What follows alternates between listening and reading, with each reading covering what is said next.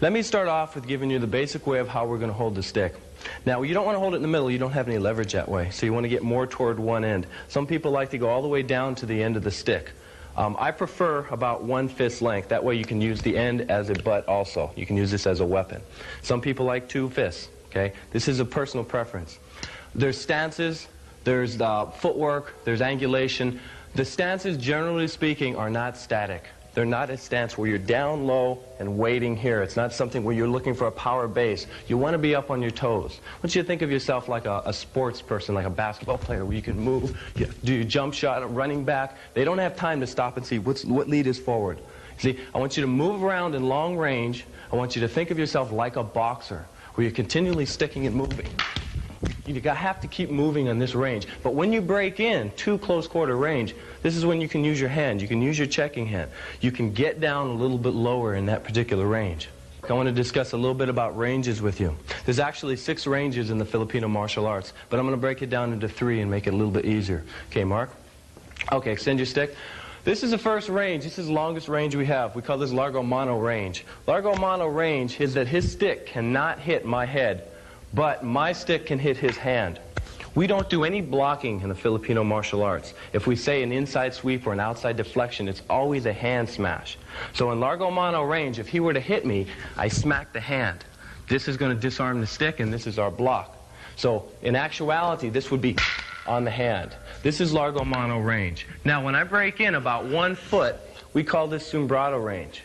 What constitutes Sombrado range is that his stick can now hit my head. So therefore, if I go to smack his hand and miss, the stick is going to continue to hit my head. So I need to put in a checking hand. When he gives the number 1, this is my checking hand. I still smack the hand, but I've got to back up now. As soon as he fires this on, I've got this checking hand. The checking hand is very important in this range, Sombrado range. I can't reach with the butt of the stick, though. So therefore, we have a 3rd range. We break into what we call hubad. This is hubad range. This is the butt of the stick. Everything flies in this range. You have your headbutt, you have your knees, you have your elbow, you have the butt of the stick. So this range here is close quarter range. It would be equivalent to trapping range. So our 3 ranges, once again, are Largo Mano, where his stick cannot hit my head, but I can hit his hand. Sombrado, where I can check now because his stick can hit my head. And hubad range, which is the butt of the stick. These are the 3 ranges I want you to stress right now. Now I'd like to elaborate a little bit about the footwork of the Filipino martial arts. Everything is predicated around triangles. The reason for a triangle is when somebody is wheeling a stick at you at 120 miles an hour, you've got to get to what we call 0 pressure. Now what is 0 pressure? 0 pressure is, let's say if a person starts out right here, an untrained fighter, he just cocks the stick back here. He starts out with his motion, it starts at, let's say, 10%. Goes 20, 30, 40, all the way up to 100. This is your most dangerous position. This is where you don't want to be. From here, we go back 90, 80, 70, back to 0 pressure. So you have 0 at the beginning of the strike and you have 0 at the end of the strike. The triangles enable you to get to that position a lot easier. Now, from this position, if an opponent comes in at me straight, I can angle at these different directions. Now, there are more triangles than these, but these are just some basic triangles that we want to help you with. When he comes straight in, if I zone to this position, this is the first triangle, so that would be this line right here, this angle. I can go out here, or I can come out this way. The second angle of attack, he comes in, I could zone at a 90. That would be right here. Or I could zone out at this side. So now we're using this person coming in and I'm zoning this way. Now, and then we have the rear triangle where you can zone out this way. And I want you to remember the purpose of the triangles, and that is to get you to 0 pressure, to get you away from the force of the attack. This is very important. Now what I'd like you to do is I'd like you to use this without a weapon and just work the footwork by yourself at home. Just work the basic footwork. Okay? You're coming to all your different angles. Pretty soon you're not going to have to use this tape, but in the beginning it'll serve as a good training aid for you. All right, now what I'd like you to do is grab a stick and follow along with me. We're going to cover the 5 basic angles of attack. Now what I'm going to do is I'm going to give you a numbering system that you can use. That way when you're training, you're not going to say, okay, hit me like this. what you'll do is you'll just say, give me an angle 2, and you know what's happening. Other than that, there's no other reason to name these angles. One other thing is you've got a million different numbering systems. This particular numbering system I'm going to keep very simple. We're going to keep it down to 5 angles. Okay, I want you to grab your stick. You have 1 fist length for the butt. Stand in a normal position. Step forward and hit with a diagonal down. This is what we call an angle number 1. Keep your hand on your chest, keep it out of the way, and it's easy to check from here. Okay, and now I would like you to step out with your left foot and hit with an angle 2. So we have an angle 1, and we have an angle 2. Okay, now we got the angle 3, which is you stepping out with your right foot. Keep your hand on your chest. This is a horizontal blow. The first 2 were diagonal. Now your angle 4 is a horizontal backhand. I'm saying step out with your left, but you don't have to. You can step out with your right. Later on, you're going to change it. When you're sparring, you're not going to know where you are. This is just for training. Okay, now we have one more angle, and this is an angle 5. This is straight ahead. This is an angle 5. Okay, let's go through them all. 1, 2, 3, 4, and 5. Now I want you to see the 5 angles that I just shown you in normal speed. It says 1, 2, 3, 4, and 5. Now you have different varieties of hits. You have what we call a tick, which comes back, and a lob tick, which goes through. Later on, we're going to show you fakes with a stick and different ways to move. Right now, I want to keep it very simple. Let's stay with our 5 numbers. Now what I'm going to do is I'm going to show you how we apply these angles 1 through 5 on a body. I'm just going to take an unarmed person and bring him in. Okay, Mark. Now, we have the angle 1. The angle 1 can be right across at the temple, the tip of the stick. We always want to hit with about the last 4 inches of the stick. This is the angle 2, the other side of the temple. It can obviously be the jaw, it can be the shoulder. Any part on the body is going to work. These are real nice targets of the temple. We have angle 3, which is on the elbow. This is the elbow. Angle 3. If the hands are up, we can take the hip. Doesn't matter. Now you say, well, what if I move up to the rib? Is that going to work? Yeah, that'll work too. Okay? The one thing you have to understand with a stick is anything works. Anywhere you hit them, anything's going to hurt. Okay? Then we have the angle 5. The angle 5 is straight ahead. Anywhere you want to go with it. If his hands are up, I can take an angle 1 straight to the hand. If he had a stick in his hand, I could use it just to disarm the stick. So you've got your basic positions on the body where you can hit. These are your primary targets. Just remember this, though. Everything works with a stick. Any target is applicable. Now that we've covered our basic footwork, our basic angulation, the triangle, different positions, we've got the basic 1 through 5 strikes. We covered the different ranges. What I'd like to do is I'm going to give you some drills to do in each one of these ranges. We're going to start out slow, and we're going to work our way up. First range we're going to cover is largo mano range. Remember, largo mano range, he can hit the hand, but he cannot hit the head. So they're outside of range of each other's head. Now, these drills are all for basic coordination. These are drills to develop coordination. Think of a football player running the tires. You would never run tires in a game. It's for coordination. So keep this in mind. Okay, let's bring you guys in. Now, we're going to take this 3 angles. Remember, you've got a lob tick, which follows through with the strike. And we have a witik, which comes back. So what we're going to do is we're going to be integrating these 3 hits. Okay, start in. Give me number 1. Okay, number 1. Stop. Okay, now pull through. Now, low backhand. This is the witik. Back it up. And high backhand. Good. Again. 1, 2, 3. 1, 2, 3. And, of course, we're going to add footwork to this drill. So what I would like you to do is look at this one more time slow, and then we're going to go normal speed. Ready? Slowly. Go. Again. Okay. Work your way into normal speed. Ready? And go.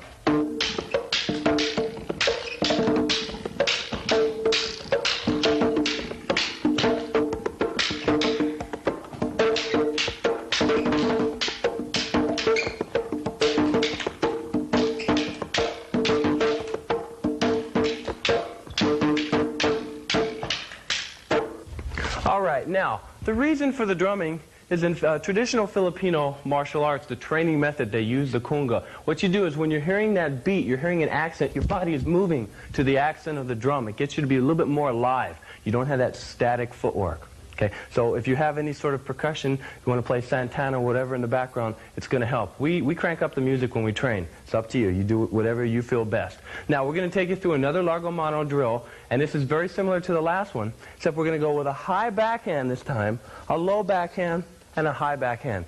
So they're the Witik strikes, all three this time. Okay, get in position.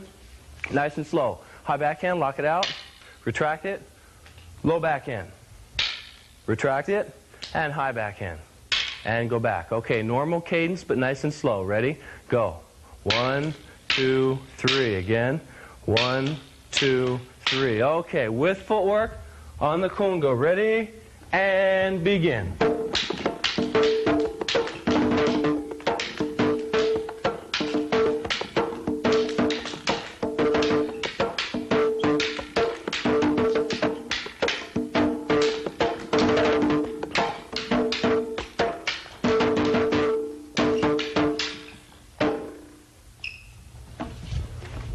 All right, very good. Our third and final drill is going to be a high inward, a low, and a high. Okay, ready? Start it off slow. High, and a low inward, and a high backhand.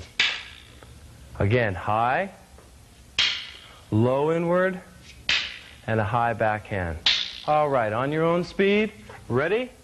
And go.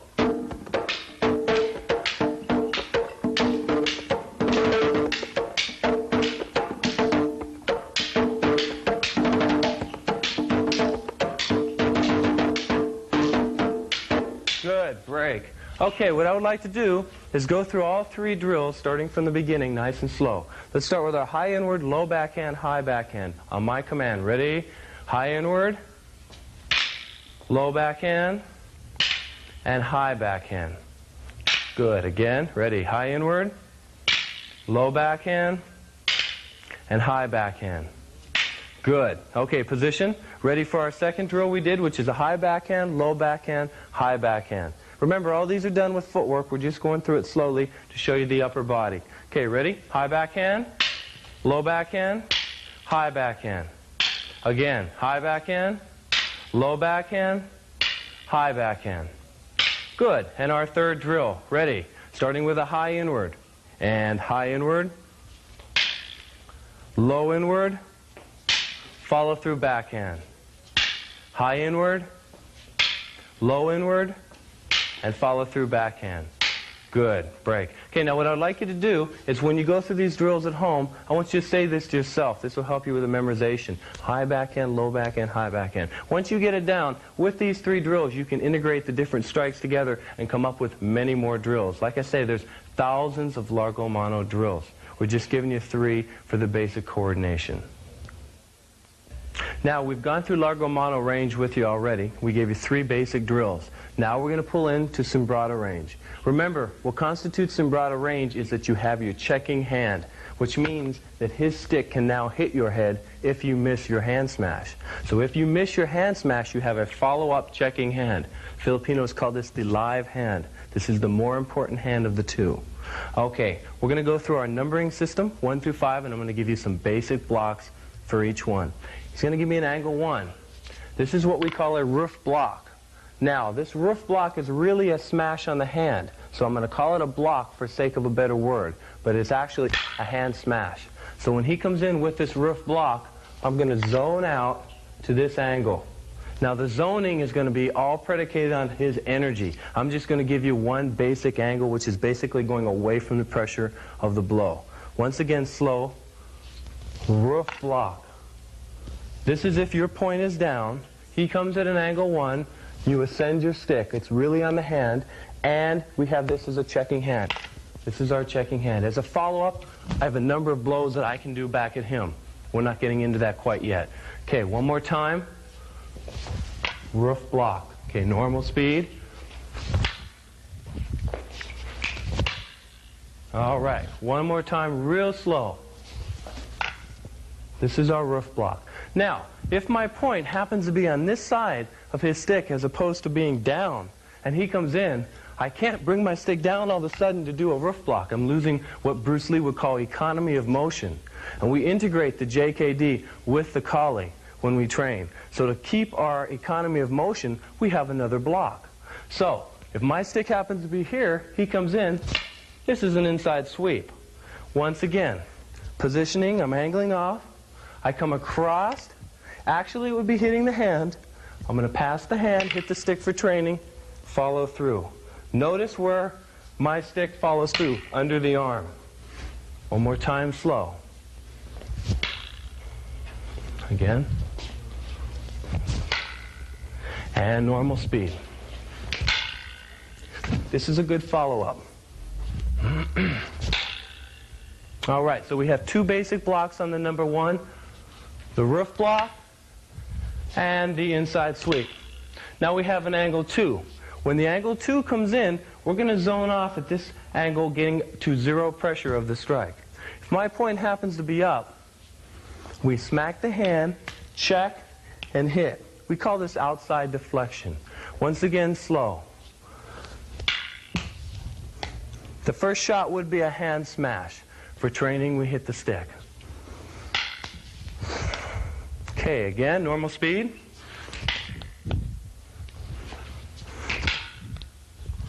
Real slow, outside deflection, go stick, check, and stick. Notice the angulation in the footwork. I'm splitting on the last motion. One more time. Stick, check, and stick. Now, if my point is down, he shoots a 2, I can't bring it around quickly to get that shot in, so we have another block. This is called a shield. What we're doing here is we're just raising the stick up to meet the forearm. Now, would this block be any good out in largo mano range? No, wouldn't be powerful enough.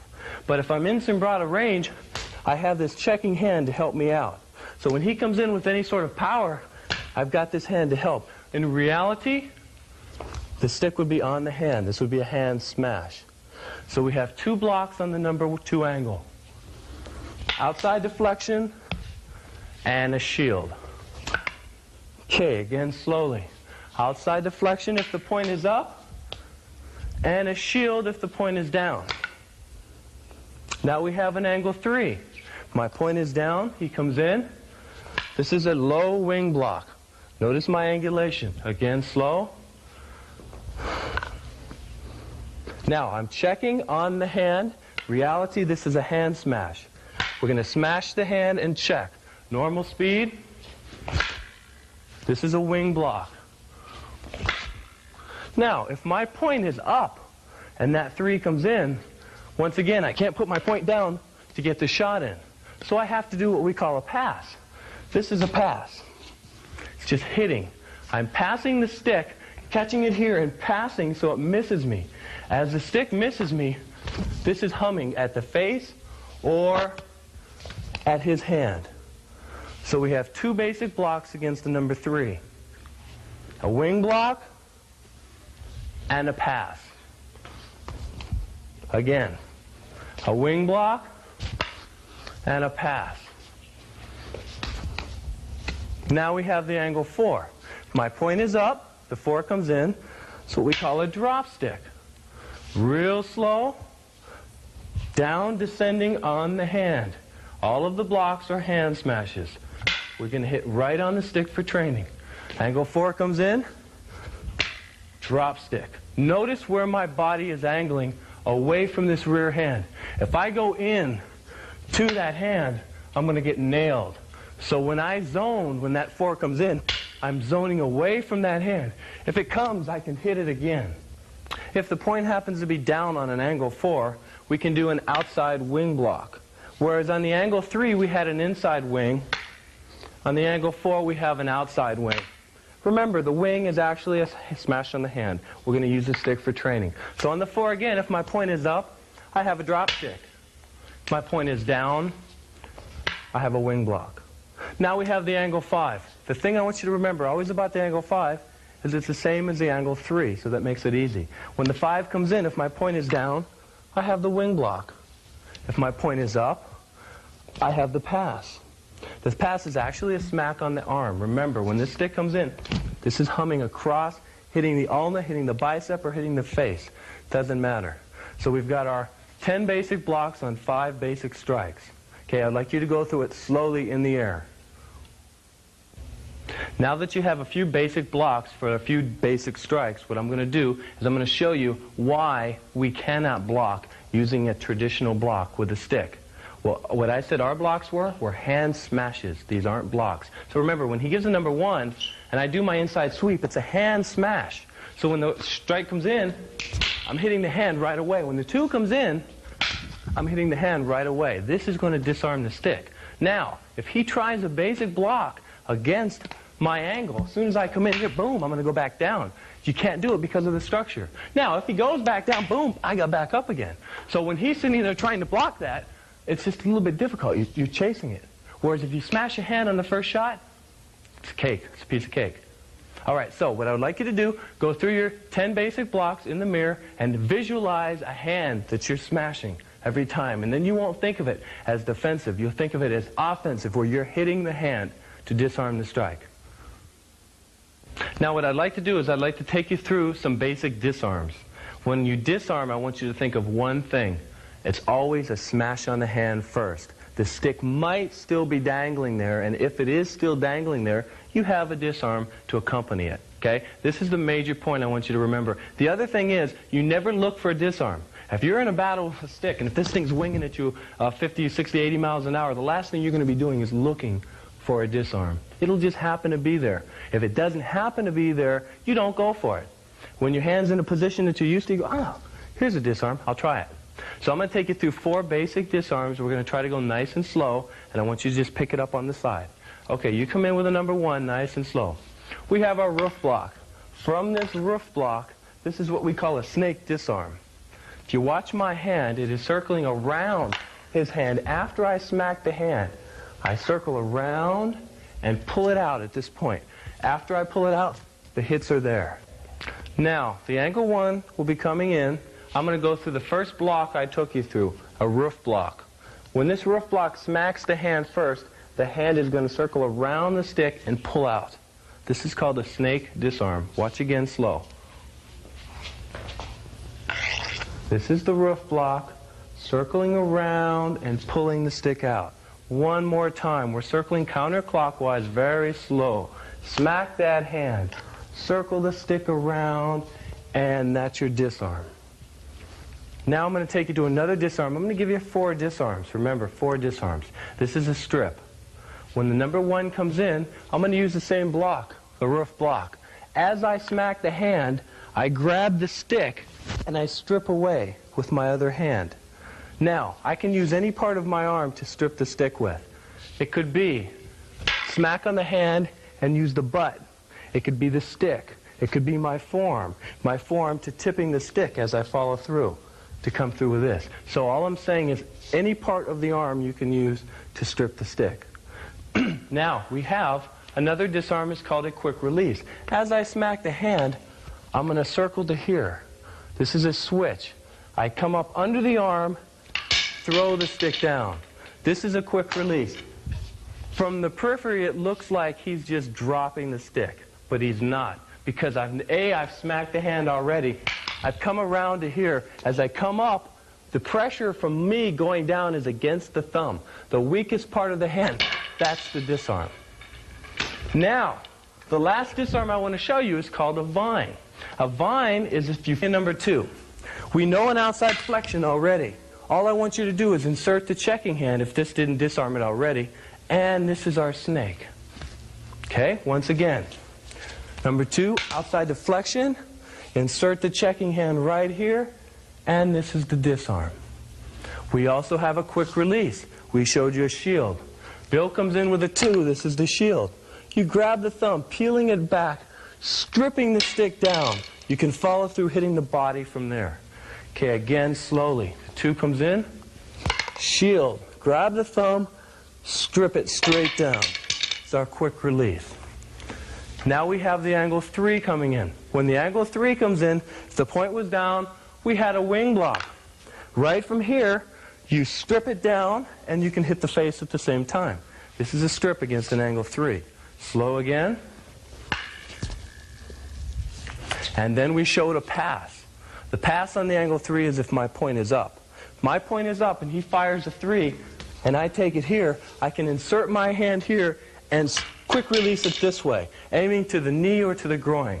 Okay, again, he comes in with a 3, I smack it here, grab the stick and aim where I want to fire the stick. That's our quick release against a 3. When the 4 comes in, if the point was up, we have a drop stick. As the drop stick comes in, smacking the hand, I have a snake. This is my snake disarm, stick would fly this way. If the point was down, we have a wing block. From this wing block, I could do the snake, or from this wing block, I could do the quick release, or from this wing block, I could change position and do a strip, hitting this way. So like I say, from each angle, you have different disarms. And if you remember, the 5 was the same as the 3. So when the 5 comes in, I have the wing block, I have the strip. If the 3 came in, I have the wing block, I have the strip. It's the same thing. Now the other thing I want you to remember is for each disarm, there's a counter. And for every counter, there's a counter. So for example, Bill, you're going to do a vine against an angle 2. Smack, insert, and turn, okay? This is the vine, and this is his insert. I'm going to grab it here, back this, and take them both. That's one counter. We'll go again slow. I feed the 2, outside deflection, smack. I drop the stick, I quick release. Second counter. I feed the 2 again. Outside deflection, as it comes around, I grab the stick, and this is the thumb pinch. And the last counter, I come across, I drop the stick here, and I insert this for my snake. Like I say, every counter has a counter. Why so many counters? Why so many disarms? To teach sensitivity. That's the attribute that's going to make it work for you. Now what I'm going to do is I'm going to take the basic blocks, the basic strikes you have, and I'm going to put them together with a flow pattern. We call this Sumbrata. Sumbrata is an intermediate range, but the box pattern that we have is a pattern that teaches you a sort of continuity. It teaches you how to flow back and forth. Now this pattern is made to be broke, as of all patterns should be broke. This pattern teaches you basic coordination and teaches you counter for counter. So the minute you block, you hit. The minute you hit, you block. And this goes back and forth. This counter for counter is going to develop the speed, timing, and reflexes that you're going to need to stick spar or empty hand spar or knife or whatever it may be. Now, we started out with the number 1, and I did a roof block. As I do the roof block, I have my checking hand. In reality, I would hit. This would end the fight, obviously. Now, when he comes in for training, just like we hit the stick for training instead of the hand, which would end the strike, what I'm going to do is I'm going to come back with a hit. When I come back with a hit, I have to let go of my checking hand. If I do not let go of my checking hand, he can't block. So now he's going to come back with an inside sweep. So we're going to do these 2 blocks again. Roof block to an inside sweep. Slow, roof block. I let go. I hit my number 1 back. He does an inside sweep. So it's a number 1 for a number 1. Now we're going to add 1. Roof block, inside sweep, drop stick. Now where are we getting these blocks? Why not a wing block? Why not an outside deflection? Well, when he goes roof block, right here is an inside sweep. He couldn't do any other block. Try to do a roof block from there, it's already in. If he tried to do a shield from here, he'd have to turn his body. So the only other block he can do with economy of motion, which once again is one of the attributes we have to have for Jeet Kune Do, which we fit in with the Filipino martial arts, is an inside sweep. So he comes here, he's got to go with the inside sweep. Now whip it in here. This is the 4. That thing is coming in with a rush. When he comes in, boom, this drop stick has to be here. If I don't do a drop stick, and if I try to do any other block, it's going to be too late. As soon as he comes in with that, if I try to go down here, I'm not going to get it. So I have to just make 1 motion for 1 strike. That's the economy of motion. So we have a 1 for a 1, an inside sweep, and a 4. Now, from this position, I'm going to shoot a 5, because I'm set up already. When I shoot a 5, I have to let go of my checking hand, or it's going to get in. So I let go of the checking hand for the drill's sake, and he does a wing block. So we're at a 1, an inside sweep, a drop stick, and a wing block. Now, from this position, he's going to shoot a 2 at me. From this 2, if I try to do a roof block, it's going to be too late. If I try to do an inside sweep, I'm going to smack it into my own self. So what I'm going to do from this position is a shield. This is why we taught the blocks that we taught, so it will flow along with this pattern. So we're going to start again. 1, 2, 3, 4, 5. Now from here, all I'm going to do is I'm going to hit him with the 1, and he's going to do the roof block. This means we're starting the whole pattern over. I hit the 1, he does the roof. He hits the 1, I do the inside sweep.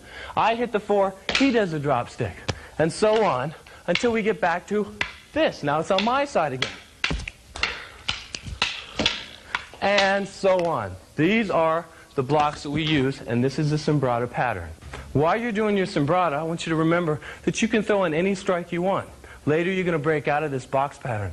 When you do your roof block, you don't have to shoot that 1 back. You can shoot another angle back. Then you get to the point to where you can freelance it. Then it'll look a little bit like this. When we're training here, he doesn't know what's going to come. I might come with a wide 3. I might come with a 4. I might pull it out here with a thrust. I might pull this thrust out. And we're just flowing.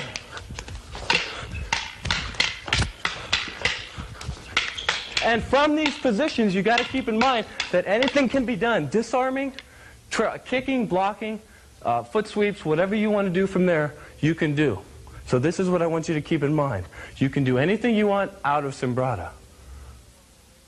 Now, we've covered largo mano range with you, and we've given you a few basic drills to do in that range. We covered sombrata range, and we gave you a few basic drills to do there. We have the box pattern, and we have the disarms that can be done out of sombrata. Now we're going to go to hubud. Hubud is the trapping range with the sticks. Okay, Mark. Hubud, Mark feeds the number 1 with the butt of the stick. I just put my hand up to this position. This hand is down, my stick hand. I raise, I slap, and I hit with the butt of the stick.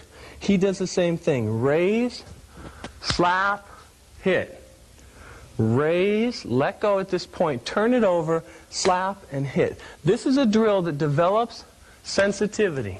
As we're doing this raising, slapping, and hitting, this eventually will turn to a complete sparring match where we're in here struggling to try to get in, to put in the headbutt or the knee or the shoulder or the hip. Little things that are subtle that set up the weapon. So once again, slowly.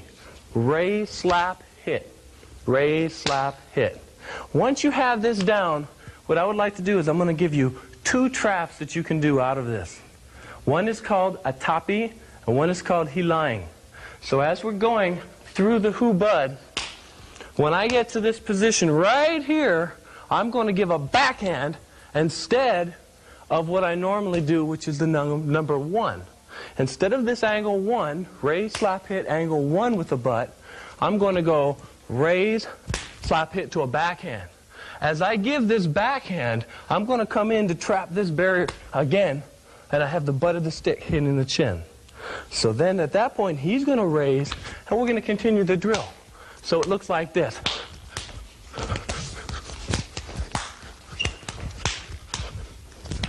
Now, if I feel his energy with his rear hand crossing past center line, I have to pull here to hit. Then I'm going to come back out here. We're going to go through the drill again. So once again, I'm coming in with the backhand to here, then I'm pulling to here, keeping a check on his stick hand. I'm going to come in with the butt, and we're going to start over. Now, many people compare the trapping hands of the Filipino martial arts to other trapping hands. One reason that they have to be right on, superior to any type of trapping hand, is that you have a weapon.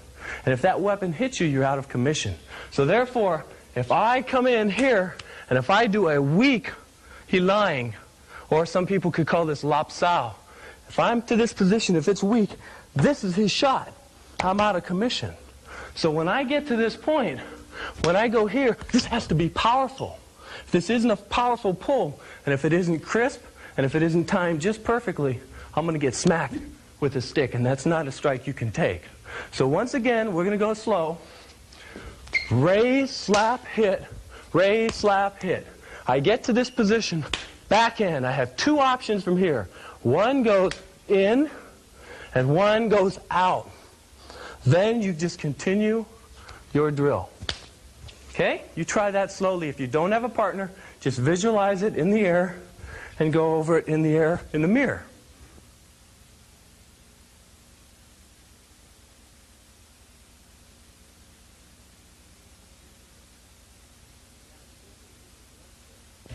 Now, you feel pretty good with one stick. Now we're going to use two sticks. We call this Sinawali. With Sinawali, you have the ability to use your right hand and your left hand equally. What Sinawali develops is coordination, develops timing, develops reflexes, and it gives you a sense of when to put in the half beat. Now what we're going to do is we're going to give you a variety of different drills to use, and these drills are going to develop all of those attributes.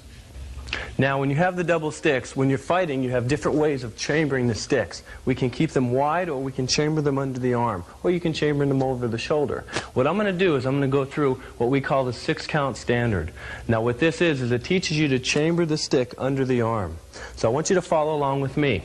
You hit a number 1 strike and you chamber this stick under the arm. Let's do that again. Hit a 1, put this right under the arm. Now you're going to hit a 4 with your left hand, and you're going to chamber this over the shoulder. Now you're going to come back with a backhand. Put this on the chest. So we're going to do this one more time. Under the arm, over the shoulder, and on the chest. One more time. Under the arm, over the shoulder, on the chest. Now that we're here, we're going to do the same thing on the left side. Under the arm, over the shoulder, and on the chest. When you put those two together, we have the 6 count. There's a lot of variations you can do from here. We're going high, my point is high. We're going low, and we're going high. Later on, we're going to show you a lot more variations you can use. Go through this slowly. As you see, there's no stance. You just move around. You feel comfortable moving around without a stance. High, low, high, high, low, high. Okay, you try that. Good. Now do that again. High, low, high, high, low, high. This is normal speed. Now you can change the angles, all high or all low, or you go high, low, low, or low, high, high. I'm going to go through a lot of variations with you. I want you just to practice high, low, high, high, low, high. Try that on your own. Now with Mark as my assistant, I'm going to apply this. This is a 6-count standard, high, low, high. We go under the arm first. This way we're armed for a low backhand. We go over the shoulder, we go on the chest. Under the arm, over the shoulder, on the chest. Slow again. 1, 2, 3, 4, 5, 6. This is a 6 count. 1, 2, 3, 4, 5, 6. Regular speed. Good. Now, when you're going through these strikes, remember you can put in half beats. Now, half beats are something you're going to have to play with on your own. Otherwise, you just won't get it through the video. But just notice what I'm doing. When I shoot one strike, I put the other in between these two. High, low, high, putting a half beat in between. You can insert these at any time you want. The one I want you to work now is a high, a low, and a high. Now, what I'm going to do is I'm going to show you how to apply the high, low, high, actually functional, hitting his hand. Okay, when you smack the hand, wherever his hand goes, your hand has to follow to hit his hand. So therefore, it might be high, high, low, might be high, low, low. Could be any variety of different techniques. So we're going to start off with standard 6, and I'm just going to show you how to apply it. Okay, Mark, feed me high, low, high. This is hitting the hand every time.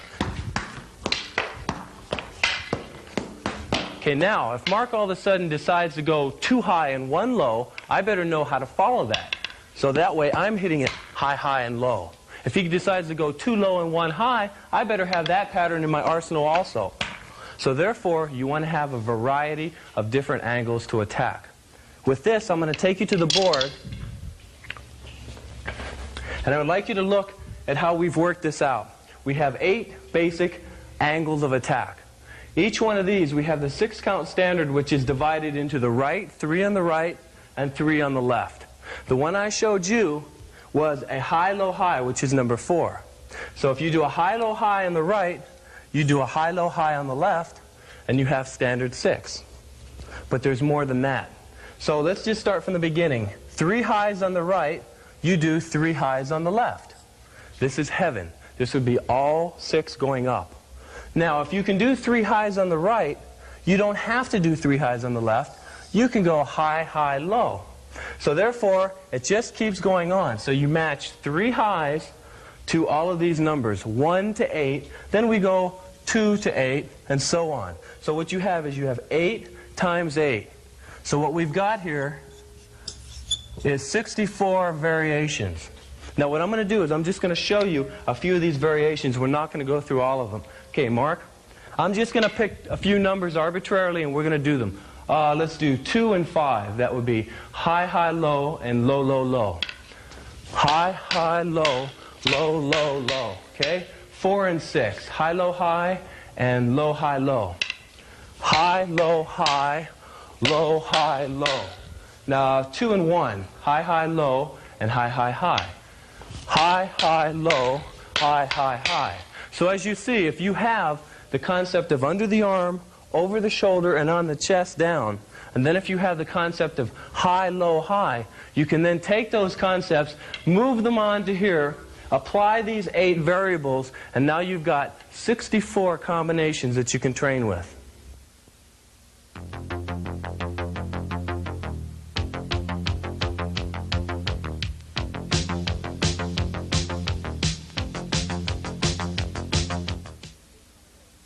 Now we come to full contact stick sparring. I want you to notice the different ranges we're going to be using here. They're going to have long range, largo mano.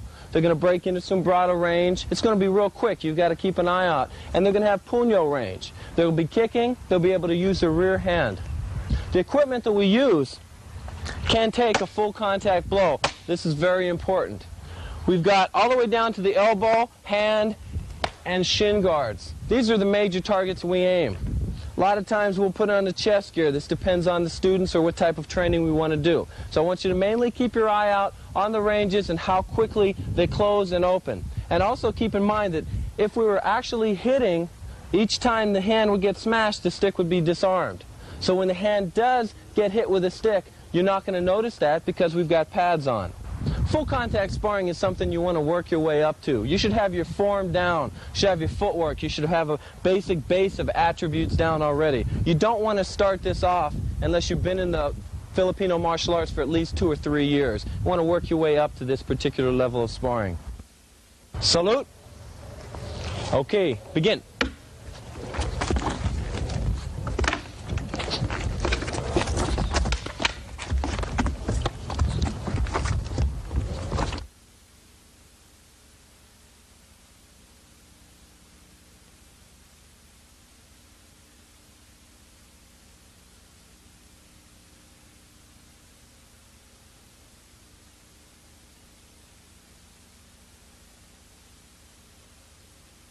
Okay, go. Probe with the stick.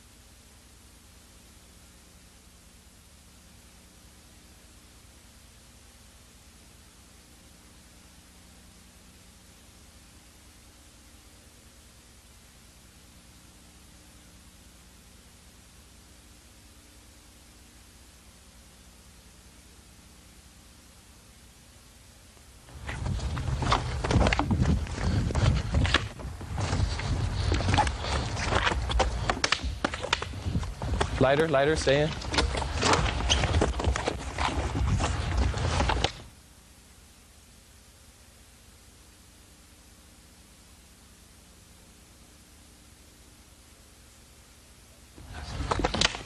Lighter, lighter, stay in, get in the room.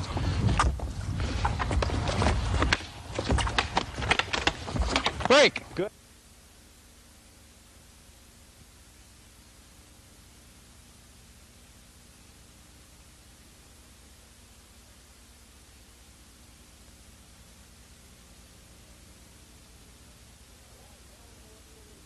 All right, now we're going to work a little bit of double stick. I want you to look at the fact that you're going to be working each hand equally. If one hand gets injured, we got the other hand to kick in. It's going to also promote lateral footwork. And I want you to look at the rhythm, the half beats and the timing. Okay, ready? Go.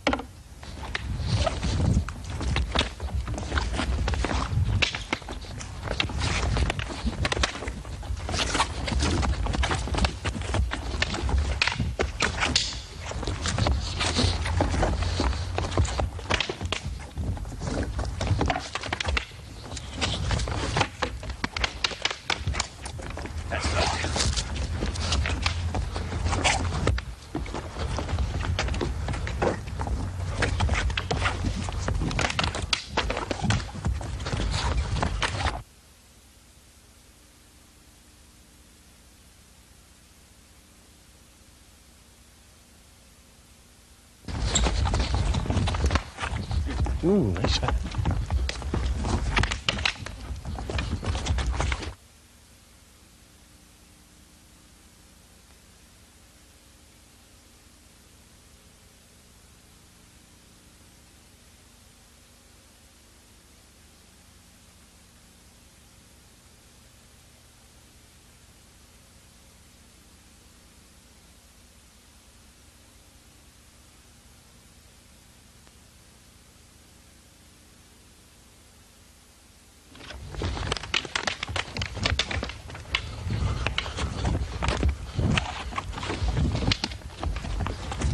Break.